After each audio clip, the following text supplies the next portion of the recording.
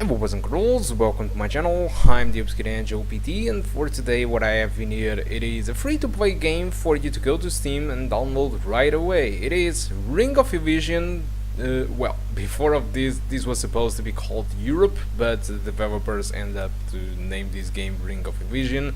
It is developed by Aurora Studios, and well, yes, it is another battle royale game, as you can see right now on the map.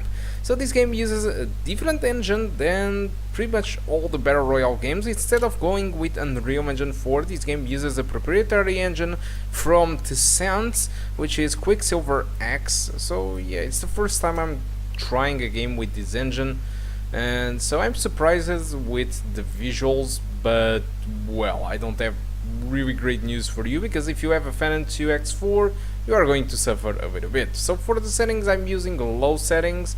You can only personalize stuff like anti-aliasing, the sharpening filter for anti-aliasing, and well, that's it. That's the only thing you can personalize. So looking to the requirements, the game asks for an i3 8130U, which is a laptop CPU, and only asks for a GT730M. For recommended, it asks a little bit more beefy CPU, an i5 2500, 6 gigs of RAM, and the GTX 1050. I'm not really sure what they are targeting with these recommended requirements, but for me, with the low settings using the AA at standards, which well, have the same impact pretty much as the AA at low, I got an average of 49 frames per second and a 1% low of 30. If I raise the settings to normal, I start to have worse performance and dropping from 30 frames per second, and if I use, well, standard settings, it just, well, goes even below than that. This is entirely CPU fault, which means that if you have a much better CPU with the same graphic card, you will have much better results. Hell, even if you have a worse graphic card and a better CPU, you will yield better results than I have in here, because I'm very bottlenecked in this game, and unfortunately the only settings you can personalize, it's just that thing that you saw. You can't personalize draw distances, distance from the shadows.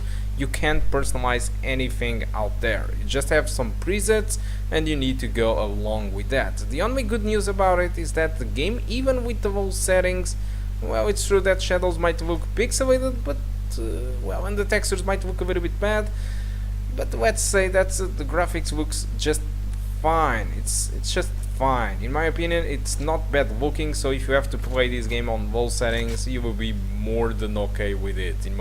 This is just my opinion, but overall, yeah, I'm just a little bit disappointed with the performance on the CPU front.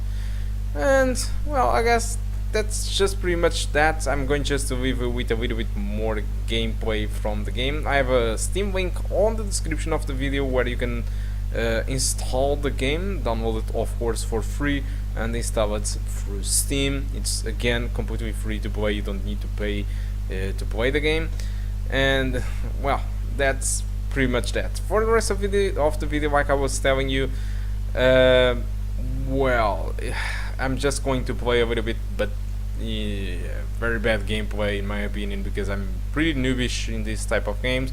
And I was almost forgetting, there is a thing about Ring of Elysium which makes it different than the other games. Instead of you need to be the last survivor, what you need to do, it is just to survive long enough to get an helicopter. So what happens is, like all the other battle royales, you have a circle that closes in throughout the map, and in the end of the match there will be an helicopter for you, well, available to save the 4 players, for example, and the last 4 players needs to go to the helicopter. So you don't need to kill everybody, you just need to get out of the map through the helicopter. But of course people will try to kill themselves through a seat on the helicopter, which is a rather nice concept, just to make it a little bit more different. So you don't really need to be the last survivor to win this game, which makes it supposedly a little bit more simple.